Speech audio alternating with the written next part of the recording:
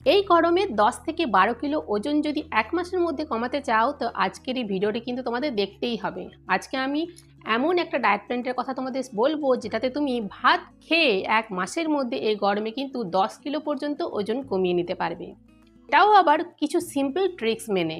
So hello বন্ধুরা, তোমরা দেখছো ডায়েটিশিয়ান শুক্লার হেলদি লাইফস্টাইল, যেখানে আমি শেয়ার করি আমার ডায়েটেটিক টিপস, বিভিন্ন ধরনের ডায়েটেটিক ভ্লগস, বিভিন্ন হেলদি রেসিপি, আরও অনেক কিছু।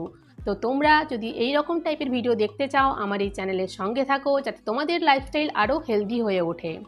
তো চলো আর দেরি না করে আজকের আমি তোমাদের সাথে সামার ডায়েট প্ল্যান কিভাবে তোমরা এই গ্রীষ্মের মধ্যেও 10 থেকে 12 কিলো ওজন বাড়িতে বসেই কমিয়ে নিতে পারবে 1 মাসের মধ্যে, সেই ট্রিক্সটা শেয়ার করি।